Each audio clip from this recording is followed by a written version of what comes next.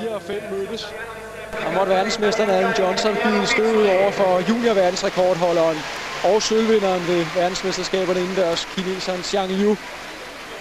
Den har ikke siddet så godt, tror jeg, hos verdensmesteren. Johnson, der også blev besejret.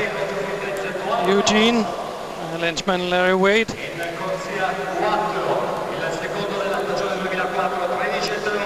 Så er der altså en herre, vi ikke skal glemme. Han har ikke løbet så godt i år, men letten Stanislav Oljas skal vi altså absolut ikke glemme, og heller ikke Dwayne Ross. Han udgik jo verdensmesterskaberne indendørs, hvor han faldt og brækkede en arm, men den har de åbenbart fået sat på igen, kan vi se.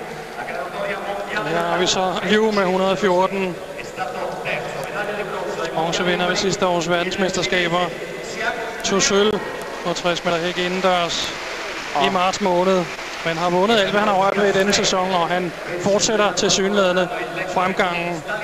Og dette herre var, kan man godt argumentere for, at verdens næstbedste sidste år måtte udgå ved verdensmesterskaberne med en skade, men var formidabel hele sæsonen igennem ellers. Det bliver meget interessant at se opgøret med Alan Johnson og Zhang Yu ved siden af hinanden. Det er to forskellige stilarter.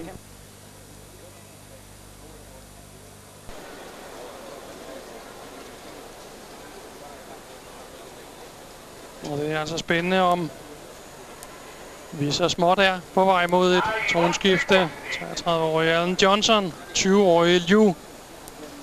Og vi skal altså ikke glemme Dwayne Ross på bane 3 og Oljas på bane 6. Måske kan de drage nytte af, de to andre, de ligger og fokuserer på hinanden hele vejen. Ja, i hvert fald en diskvalifikation, hvis der er en, der 20 starter her anden gang. Lad os ikke håbe det.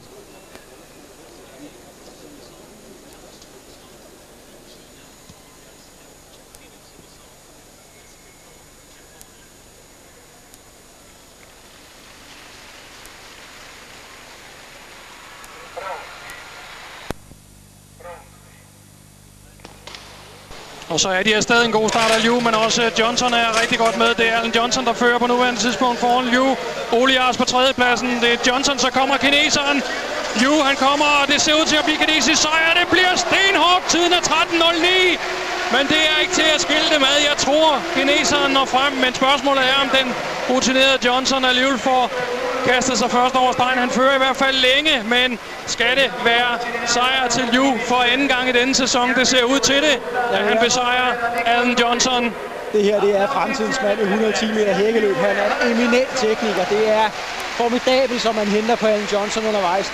Alan Johnson har altid sagt, at han er i stand til at løbe hurtigt, på trods af, at han altså smadrer utallige hække undervejs. Zhang Yu kommer jo godt afsted, men Alan Johnson er altså meget hurtig til første hæk. Og prøv lige at se, det er altså en meter, der bliver hentet på verdens bedste hækkeløber. Og Zhang Yu det er helt fantastisk. Og han slog ham altså i Osaka, og nu ser det også ud til, at han trækker det længste strå her i Rom. Men lad os nu lige se. Måske. Vi så, der var en 100-del imellem hos kvinderne. Det her, ja, det kan godt være på... Det kan være, de skal dele buketten, måske. Men det kan godt være, at Alan Johnson vinder i dag. Men det var ikke længe, før herredømmet det skiftede. Prøv at lægge mærke til, hvor aggressiv Alan Johnson han løber på hækkene, mens Zhang Yu han kører en virkelig ren stil. Nogle gange kan det også være et ulempe at køre for ren stil, altså ikke vælte hække. Der røg heldigvis en for Zhang Yu. Fordi at det kan også være et tegn på, at man altså ikke angriber hækkene, og det vil bruge for meget tid hen over dem. Men altså, det bliver ikke bedre end det her. Ja, og vi venter stadigvæk på en officiel afgørelse her på Olympiske Stadion i Rom mellem de to. Zhang Yu han henter altså på de sidste 7 hække, der henter han en meter på en mand, der løber 13.09. Det er helt utroligt.